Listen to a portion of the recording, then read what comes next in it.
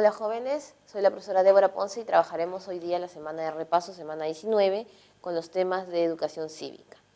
En 13 preguntas estaremos desarrollando casi todo lo que hemos visto durante estas semanas y rescatando lo más importante. Empezamos con la primera pregunta. Ninguna persona puede renunciar a sus derechos humanos ni negociarlos. Tampoco el propio Estado puede disponer de ellos, salvo que se trate en situaciones extremas, en donde algunas de sus facultades pueden ser limitadas. Esto es debido a los derechos humanos recordemos que los derechos humanos son facultades propias o inherentes del ser humano y tendrían varias características, ¿no? Inviolables era que nadie podía transgredirlos, por lo tanto eran sancionados. Universales es para todos. Interdependientes, que primero se hace un derecho y luego otro. No puede satisfacer la educación si primero no satisface la parte de la alimentación.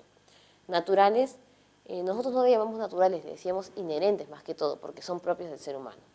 Importantes, sabemos que los derechos humanos son importantes, pero no es que le damos una importancia frente a un tema, en realidad son indispensables. Imprescriptibles era que si nacía un nuevo derecho o alguna nueva norma en función de un derecho, todas las personas que nacían luego de esta norma, obviamente iban adheridas inmediatamente a este nuevo reglamento. Tenemos ya inalienables, que nadie podía quitarte ni robarte ese derecho, e intransferibles, es que tú no puedes decir, yo he perdido el derecho a la vida, entonces quiero que la otra persona que está libre me ceda su libertad. Eso es imposible. Como hablan aquí de que nadie puede renunciar ni negociar, estás hablando de intransferible, y que el Estado no lo puede disponer de ello, sería inalienable. El Tribunal Supremo de Justicia de Venezuela tomó la decisión de asumir las competencias legislativas de la Asamblea Nacional, debido a la ruptura del orden democrático de ese país. Ante esta situación, el secretario general de la OEA solicitó la aplicación de... Sabemos que cuando hablamos de democracia, estamos solamente en un documento. Ese documento es la Carta Democrática Interamericana y prescribe para todos los países que están obviamente dentro de la OEA, y obviamente son países americanos. En este caso se buscaba la aplicación de la Carta Democrática Interamericana.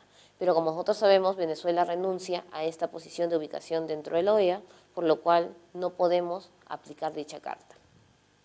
Mediante un proceso de fiscalización interna quedó en evidencia que el director de una oficina administrativa de una universidad nacional se estuvo apropiando de manera sistemática del presupuesto de su despacho.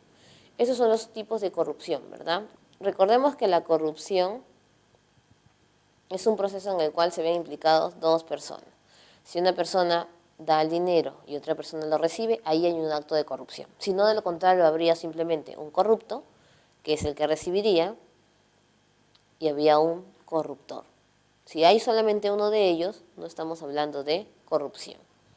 En este caso hay tipos de corrupción. Colusión era cuando una empresa o una organización se aprovechaba de su capacidad económica y sobornaba al Estado, por ejemplo. Ahí teníamos el caso de Odebrecht.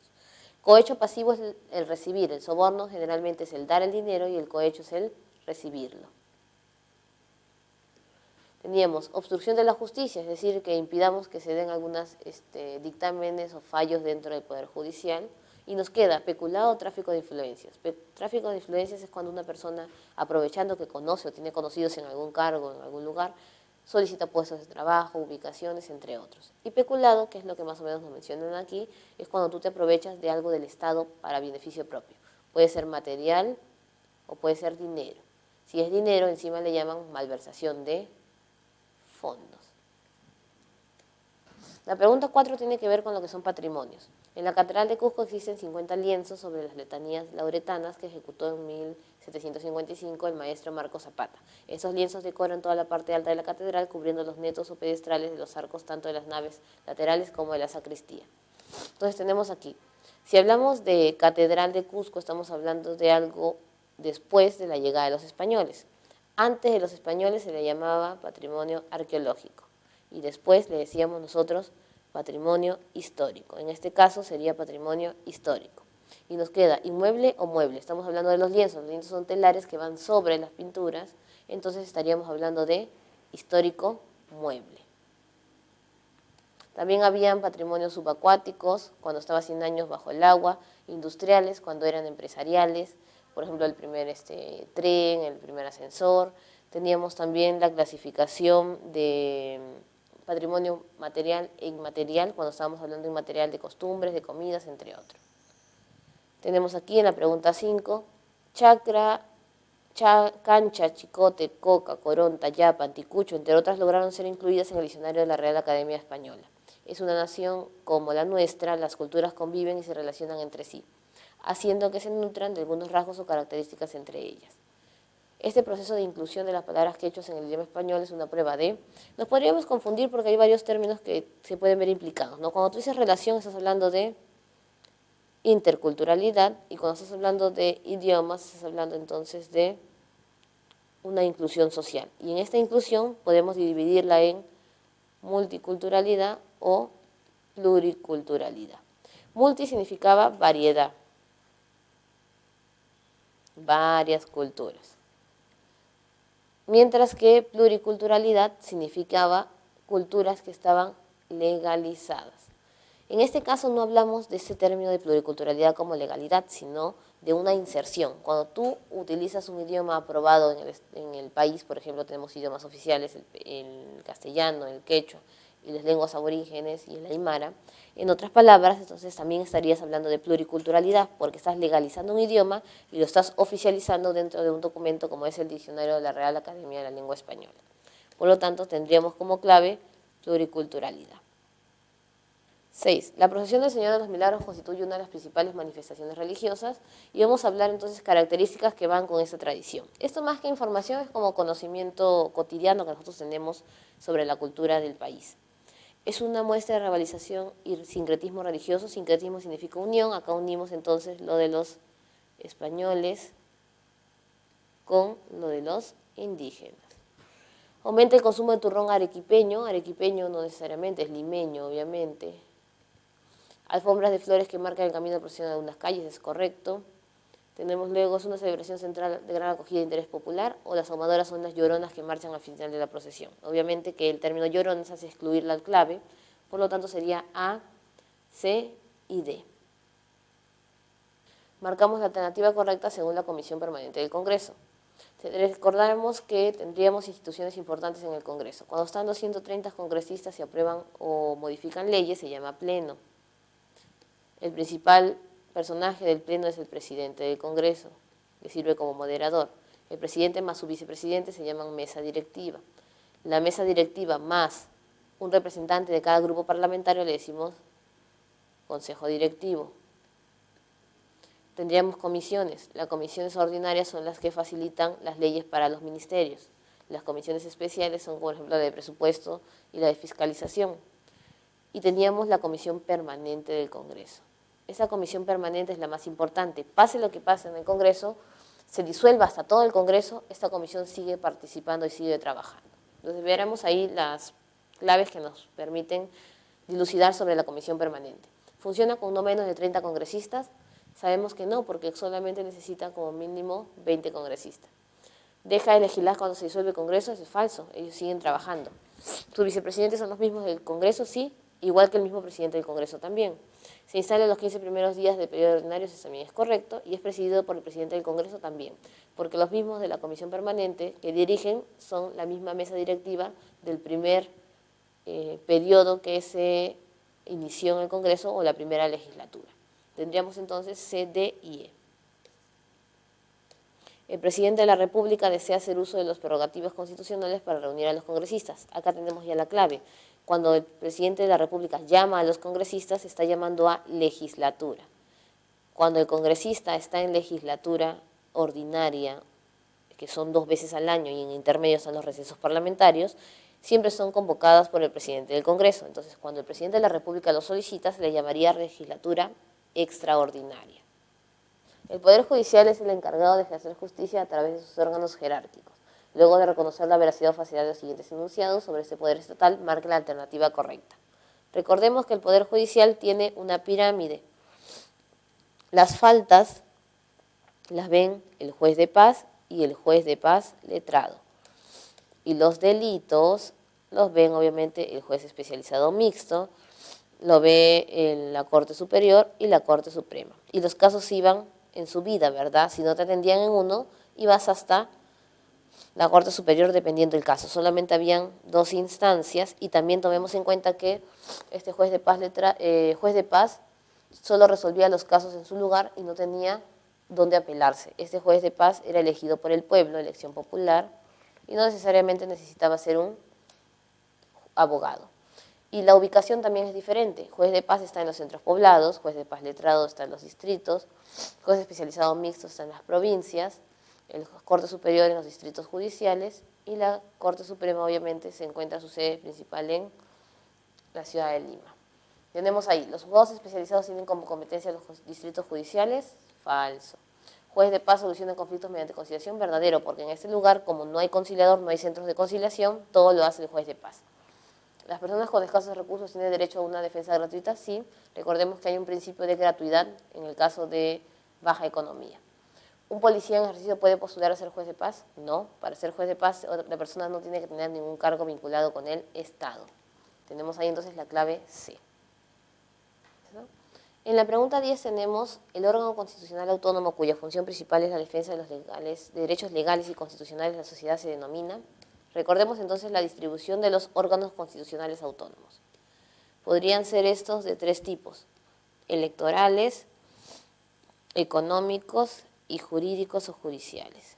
Tenemos ahí entonces electorales, Jurado Nacional de Elecciones, OMPE, Oficina Nacional de Procesos Electorales, y Registro Nacional de Identificación y Estado Civil.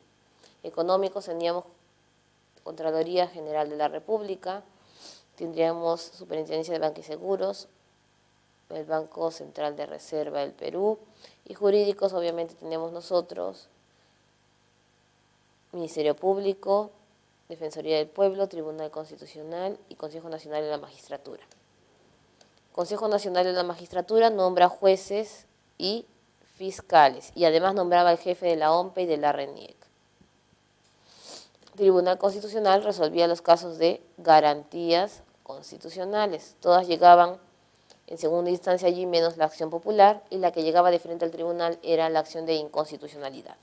Defensoría del Pueblo era con problemas de la comuna en general, y también denunciaba cuando los actos administrativos no se daban. Por ejemplo, si el alcalde no cumplía sus funciones, el defensor hacía la denuncia. Y el Ministerio Público recibe las denuncias para poderlas efectuar y llevar al Poder Judicial. Consejo Nacional, Contraloría General de la República administra el buen uso del presupuesto nacional. Ve que el dinero que hayan recibido de las instituciones sea bien utilizado. Superintendencia de Banca y Seguros fiscaliza a los bancos o empresas financieras como mensuales, cajas de ahorro, etc. Banco Central de Reserva del Perú emite monedas y billetes y se encargan de evitar la inflación y la devaluación de la moneda en el Perú. La RENIEC se encarga de actualizar datos y elaborar el padrón electoral, la OMPE de organizar y elaborar todos los materiales y el Jurado Nacional de Elecciones de fiscalizar el proceso electoral. Tenemos entonces, ¿quién se encarga de la defensa de los derechos legales y constitucionales? Ahí puede sonar a Ministerio Público, Defensoría del Pueblo, Tribunal Constitucional. No habla de garantías, simplemente de defensa, y tienes ahí tú. Derechos legales, tiene que ver entonces con denuncias, sería entonces Ministerio Público.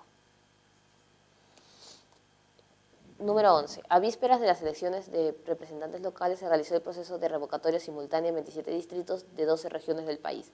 Sin embargo, un organismo electoral del Estado informó la presencia de 11 incidencias contrarias a la ley, como la existencia de propaganda prohibida y algunos carteles de la Cámara Secreta de Votación.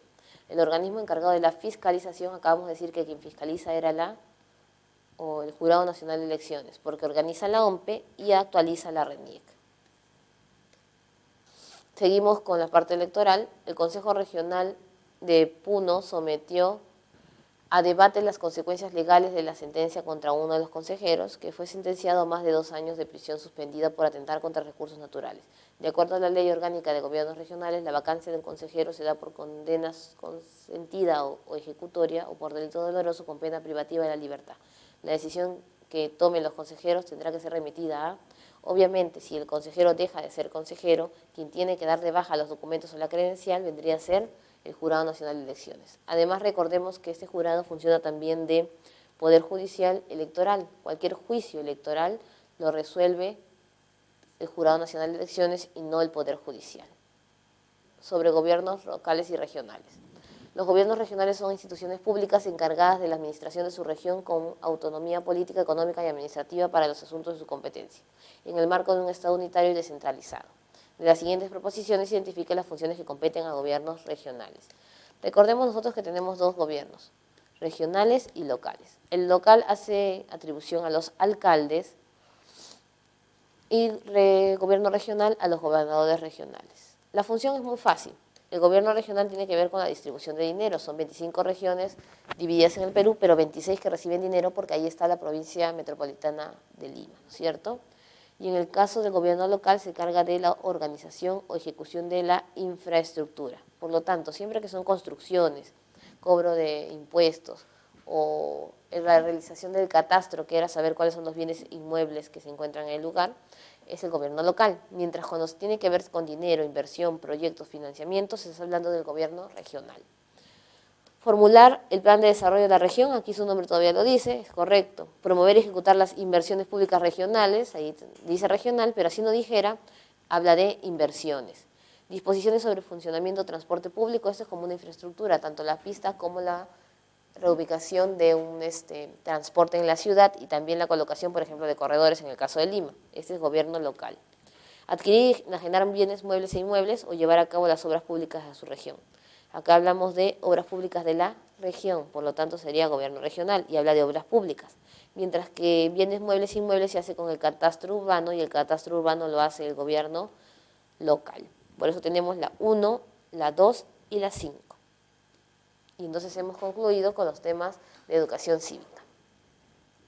Bueno, jóvenes, hemos concluido las 19 semanas de educación cívica. Es un placer haber compartido con ustedes estas clases y esperemos hayamos aprendido muchas cosas durante todos estos tiempos en que hemos estado juntos desarrollando los temas. Nos vemos.